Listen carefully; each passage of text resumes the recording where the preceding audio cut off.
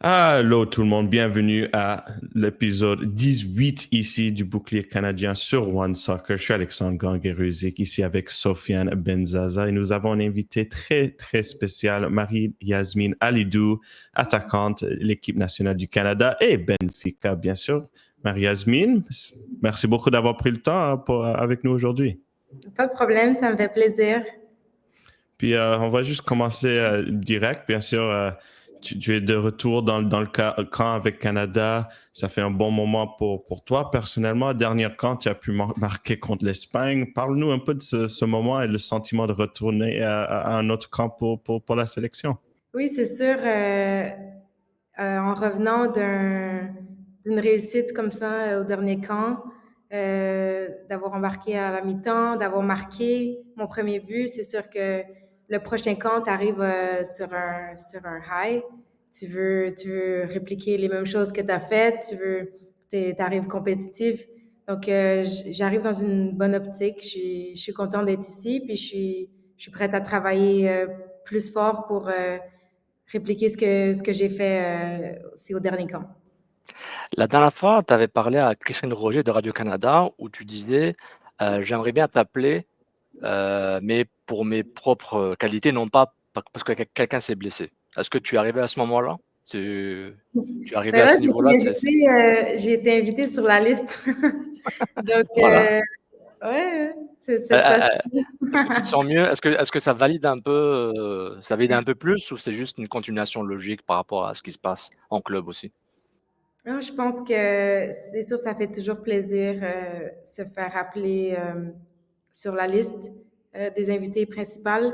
Je vais jamais cracher sur le fait d'être invité par remplacement parce que tu es quand même dans le bubble de l'équipe.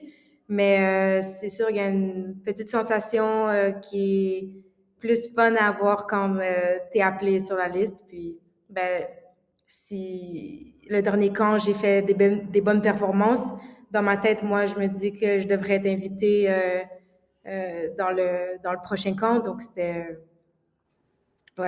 cool, j'étais contente. Et puis Marie, c'est sûr, les dernières années, depuis ton début en 2022, les gens dans les cercles canadiens ont commencé à te suivre, mais vraiment l'année dernière, c'était ça, l'éclat en Ligue des Champions, les 9 buts, surtout les 2 buts contre la Barcelone. Un peu raconte-nous de cette aventure, ça, là, la Champions League, de jouer des clubs comme Barcelone et de pouvoir se démarquer. Et un peu parle-nous de ce match spécifique avec les 2 buts là. Ouais, la Champions League, c'est une compétition qui est incroyable. J'aurais pas tellement de mots pour la décrire. C'est avec l'hymne de la Champions avant le match, tu arrives dans une atmosphère qui est incroyable. Tu as envie de jouer le meilleur de toi. Euh, pour moi, les matchs de Champions, ils étaient très, très... Tous les matchs sont importants, mais les matchs de Champions, c'est une atmosphère différente. Puis, ce que j'ai réussi à faire l'an dernier en Champions, euh, je m'attendais pas à faire ce que j'ai fait, mais j'étais vraiment contente du résultat. Je pense que la façon qu'on jouait, nos tactiques, le style de jeu qu'on avait, Benfica, était différent des autres styles de jeu que les équipes nous proposaient. Donc, je pense que ça l'a aussi aidé à mes performances individuelles. Puis, les 2 buts contre Barça, j'étais vraiment contente. Mais je m'en attendais pas, en fait. OK, il y avait eu le premier but. Mais le Oui. deuxième but, j'étais choquée un peu. Ça même Mais, dans mais la tête, là, je le vois. Mais là, un but contre le Barça, tu marques en Espagne. Est-ce qu'il y a un bonus de Benfica pour marquer contre les Benfica, l'Espagne, Portugal? Est-ce qu'il y a un petit Non, bonus? t'as juste plus d'applaudissements. Exactement, exactement, c'est ça qui compte. Justement, en parlant de style de jeu, quel est ton poste de prédilection? Parce que j'ai l'impression que à un moment, tu as tes milieux, quand il y avait Bev, Priestman, on te voit un peu ailier, tu marques des buts, attaquant de 2 pointes. Est-ce que tu peux juste nous donner un peu ton Wikipédia foot? Ouais, en fait, c'est quoi ta position? Voilà. C'est pas clair pour beaucoup de gens parce que, en fait, je suis une joueuse qui est vraiment versatile. Donc, avec différents systèmes de jeu, je peux jouer à différents endroits. Donc, nous, ce qu'on propose aussi, c'est différentes formations. Donc, je vais pas toujours jouer au même poste. Mais le poste que j'aime le plus, c'est en 10, c'est attacking mid. Donc, ça, c'est le poste que moi, j'aime faire. Euh, le 8, dans notre formation, exemple, qu'on joue en club, on joue avec 2-8 la plupart du temps, donc un losange. Puis, de mon côté, j'arrive à... C'est pas demander, en fait, c'est juste la façon que moi je joue, puis ça l'amène un peu plus à l'équipe, mais j'arrive à plus aller vers l'avant euh, sur un côté. Donc, c'est comme un peu lopsided en attaque. Donc, en 8, j'arrive à faire le box-to-box, mais être plus en attaque. Euh, donc, c'est le fun aussi. Sinon, il y a False Nine. Tout ce qui est Bah, dans l'axe, en dans avant, l'axe, en avant. j'adore. Donc, est-ce qu'un jour, une joueuse t'a inspiré, un modèle, genre bon, un modèle fantasy ou réaliste aussi, ça peut être les deux, qui t'inspire, je veux jouer comme lui, comme elle, par rapport à ce type de poste? Ben, c'est sûr, moi, Martha, dans son style de jeu, puis qu'est-ce qu'elle propose, c'est aussi quelqu'un qui est versatile, qui peut jouer plusieurs positions en avant. Ça a été quelqu'un que j'ai quand même beaucoup regardé. Donc, c'est sûr, ça m'inspire, puis aussi un peu la liberté et la créativité que j'essaie un peu de répliquer. Donc, ouais, je pourrais dire ça. Ben, je suis curieux, Marie, parce que ce qui est quand même assez fascinant de voir ton CV, ça inclut, c'est sur le passeport, ça doit être occupé avec France, Espagne, Suède, J'ai Norvège, dû changer mon Autriche. passeport, juste pour te dire. C'est ça, le deuxième passeport il est quand même un peu plein, mais c'est sûr en tant que footballeur, en termes d'éducation, en termes d'expérience, de vie, c'est quand même quelque chose. Parle-nous un peu de cette expérience et comment ça t'a appris d'avoir pu faire des différentes expériences comme ceci. Ouais, je pense que honnêtement, avoir été dans plusieurs ligues différentes, tu prends un peu de bagage de chaque ligue et puis de chaque environnement que tu es. Je pense que ça m'a fait une joueuse un peu plus complète à avoir du bagage de différents systèmes, différentes tactiques, différentes idéologies, cultures. Euh, Moi, personnellement, je trouve que ça m'a rendue un peu plus complète dans mon jeu, à avoir été dans différents endroits. C'est sûr, c'est pas l'idéal de voyager à gauche, à droite, mais je pense pour mon cas, ça a été un plus, juste ma personne à moi en tant que footballeuse. Tu t'es déplacé beaucoup à plusieurs clubs, tu as un peu le joueur ambulant, parce qu'il y a pas 15 ligues en Amérique du Nord. Mais est-ce que tu es étonné quand même par ce parcours en te voyant jouer? Tu te dis, bah, ouais, est-ce que tu es impressionné par tes propres accomplishments, pardon mon anglais, tes propres, ce que tu as accompli, pardon. Euh, je peux pas dire que je suis étonnée. Moi, je suis assez fière, peu importe si ça m'a pris plus de temps ou plus d'endroits pour acquérir un certain bagage personnel. Oui. Je vais pas cracher là-dessus. C'est sûr, c'est pas l'idéal, hein, aller jouer dans plusieurs ligues différentes, que ce soit moins bonne, plus forte. Ça m'a aidée en tant que joueuse. Donc, je suis fière de ça. C'est sûr, comparé à d'autres joueuses, le CV est long, c'est sûr. Ouais. Mais c'est pas pour autant que j'ai pas ma place quelque part ou quelqu'un qui a joué dans un club toute sa vie a plus de place que cette personne. Parce que tout le monde est différent, tout le monde aura une vie différente. Ils vont passer par des obstacles ou il y en a que c'est un peu plus facile pour eux d'atterrir dans les grands stages. Il y en a d'autres que non, il va falloir qu'ils en arrachent un peu pendant leur carrière. Donc, moi, je vois ça comme vraiment très personnel à chacun. Si ça a pris plus de temps pour quelqu'un d'aller jusqu'au bout, d'atteindre son rêve, c'est tout aussi correct. Puis, il faut être fier. Il faut être fier de son parcours, même si ça a été plus long, puis il y a eu plus d'embûches. Ouais. Pour le moment, à Benfica, quand même, il faut admettre que c'est un énorme club. Des fois, même au Canada, je pense pas qu'on réalise comment c'est, genre, juste les fans, comment ils sont fous, le support, tout ça. Parle-nous de Ouais. cette expérience, parce que c'est pas seulement un club grand de cette façon-là, mais c'est un club, il faut gagner, il y a quand même un certain niveau d'attente. Et le fait que la première saison, tu as pu le réussir, 4 trophées, quand même, c'est pas pire. Et parle-nous aussi, est-ce que quand même la connexion avec un Chloé Lacasse a un peu aidé en savoir, OK, d'avoir cette connexion canadienne? Bien sûr, elle n'était pas là, mais est-ce que tu as pu un peu parler de à quoi t'attendre pour que tu n'étais pas un peu surprise? Ouais, j'avais parlé avec Chloé avant de venir à Benfica. Elle m'avait dit un peu comment ça fonctionnait, mais elle m'avait pas tout dit. Donc, il y a des trucs que j'ai appris aussi sur place. Puis, c'est un club qui vit pour gagner. La structure de Benfica, tous les fans, c'est gagner seulement. Donc, il y a une certaine pression qui se ressent dans l'équipe, dans le staff, les joueurs et tout. Tu dois gagner, tu dois être un gagnant, une gagnante, en fait. Puis c'est une pression que tu as constamment en représentant un club aussi historique. Euh, Ça, je savais que l'historique, elle était grande de Benfica, mais je ne savais pas autant avant de venir. Puis j'étais agréablement surpris parce que j'aime beaucoup l'aspect euh, que les fans, ils sont vraiment derrière le club.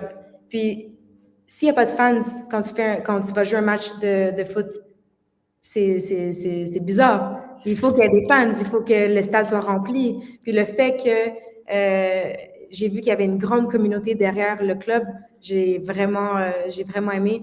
Puis à Benfica, il faut que tu salues les fans avant et après le match. Et ça, c'était nouveau pour moi parce qu'on fait la genre de hey avec tout le monde se tient la main. C'était Ouais. la première fois que j'avais fait ça. Mais c'est là que j'ai remarqué que c'est une culture. C'est une culture qui est engrainée dans ce club. Puis faut les remercier pour qu'est-ce qu'ils donnent aussi au club. Puis le, tout l'esprit positif qu'ils donnent au club, faut les remercier. Puis c'est pour ça.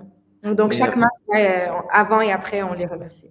mais Marie, est-ce que il n'y a pas un concept philosophique à Benfica, le Mystica, je pense que c'est une sorte de, je sais pas si je le prononce bien, parce que j'avais fait une recherche sur le club il y a longtemps, on m'avait dit il y a une sorte de philosophie qui s'appelle à Mystica, je sais pas comment le prononcer, où on apprend ça aux Ouais, joueurs ça, de, faut, faut pas je veux pas me mettre trop. je vais pas me mettre dans un coin, mais ce que tu décris, ça ressemble à ça, hein, parce que je parle pas Ouais. portugais quand je faisais des recherches sur ça.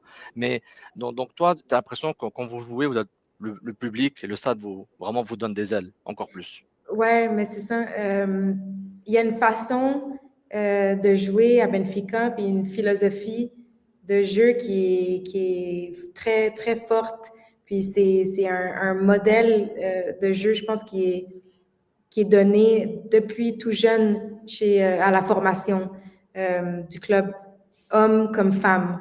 Donc, c'est des idéologies qui se ressemblent beaucoup. Puis c'est ça qu'ils veulent donner à l'emblème du club. Alors, Donc, c'est très fort, là. Ouais. Et c'est ça, on va pas trop te garder ici, mais juste quelques dernières questions. Je suis un peu curieux parce que tu as fait le parcours unique U-Sports à Pro. Maintenant, avec l'arrivée de la Super League du Nord, ça va peut-être devenir un parcours plus connu avec les joueuses qui puissent jouer à la maison. Parle-nous je suis sûr que pour quelqu'un comme toi, tu vois ces parcours-là, tu as un peu hâte pour le prochain Marie-Yasmine Alidou qui est à Montréal, qui est à l'université, qui cherche son spot un peu dans le jeu. Et parle-nous un peu juste des autres joueuses à Montréal, le fait que c'est vraiment une ville de talent, où même s'il n'y avait pas d'opportunité, les gens se démontent, et le fait qu'il va avoir un club maintenant, qu'il va avoir ce pathway-là. Ouais, non, c'est sûr, quand on a eu la nouvelle qu'il allait avoir une ligue au Canada, la première ligue pro, c'était une bonne nouvelle pour tout le monde. Nous, en grandissant, on n'avait pas ce modèle à aspirer à jouer dans la ligue pro au Canada. c'était toujours, on veut aller à l'extérieur, on veut aller dans ces gros championnats, on veut aller là-bas. Maintenant, ça va être possible pour les gens d'aspirer à jouer au Canada et puis potentiellement, si tu joues bien, ben, représenter ton pays. Mais tout faire ça au Canada.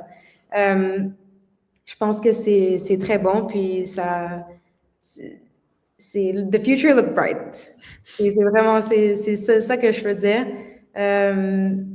À Montréal, oui, il y a beaucoup de talent, comme ben, au Québec, au Québec entier.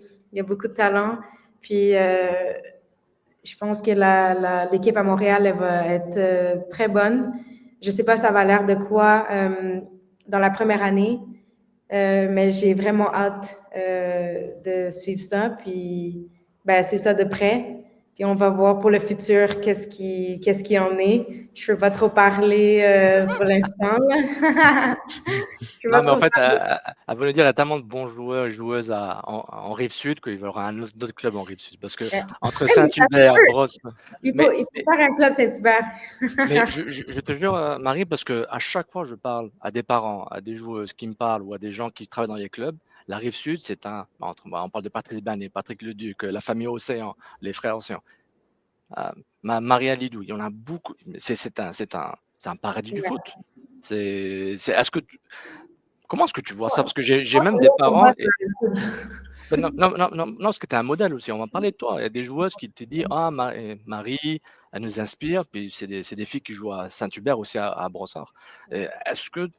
Comment tu vois ce hub de foot qu'elle arrive? Tu l'as vécu, mais est-ce que c'est quand même impressionnant quand même? Oui, non, c'est sûr. Je pense, bon, à mon développement sur la Rive-Sud, quand j'ai commencé à Saint-Hubert, on a toujours eu des bons coachs à Saint-Hubert qui nous apprenaient les bases du jeu, puis ils nous ont laissé avoir de la créativité. Ils nous ont laissé jouer un peu comme on le voulait, on était jeunes. Quand tu mets trop de règles à des jeunes, ça fonctionne pas. Déjà, leur cerveau il veut rien savoir des règles. Ils veulent juste jouer, ils veulent imiter leur idole qu'ils voient sur YouTube ou en ligne, je sais pas trop. Faut que tu laisses une créativité. Puis je pense que ça, tout jeune, ils nous ont laissé avoir ça. Ça développe aussi des gens qui veulent être créatifs plus tard. La Rive-Sud, même chose. Ils voyaient que certaines personnes avaient une certaine créativité puis un certain talent. Donc, ils n'ont jamais enlevé ça. Ils n'ont jamais voulu enlever ce plus que quelqu'un peut apporter. Donc, je pense que c'est pour ça que j'étais dans l'idéologie de comment les gens coachent sur la Rive-Sud. J'ai une dernière et puis on va passer. On a commencé avec le Canada, on va finir avec le Canada. C'est sûr que c'est un beau moment. 2027, c'est le prochain grand objectif. Ça va être un nouveau cycle, nouveau coach, tout ça. Parle-nous de ce prochain cycle et comment tu as hâte de pousser pour un spot dans la Coupe du Monde 2027 et comment ça va te pousser en tant que joueuse pour les prochaines 3 années. Oui, c'est sûr que l'objectif, c'est ça, c'est 2027. J'essaie le plus possible de vivre dans le moment présent. Je pense que c'est vraiment important de ne pas vouloir aller trop vite dans ses pensées puis juste penser à plus tard. Je dois bien faire ma job maintenant pour pouvoir sécuriser une place par la suite. Donc, j'essaie vraiment de vivre dans le moment présent, ce qui est mentalement ou mes performances, juste vivre l'instant. Puis, comment je peux être meilleure de jour en jour dans cet environnement? Comment je peux forger ma place pour potentiellement faire aller jusqu'à une compétition de rêve qui est une Coupe du Monde. C'est ça. Merci beaucoup. On te souhaite la bonne chance pour la suite et surtout ce camp-là. Bonne chance, peut-être un autre but ou deux et on va voir de là. Merci beaucoup, Marie. Merci à vous. Merci Marie.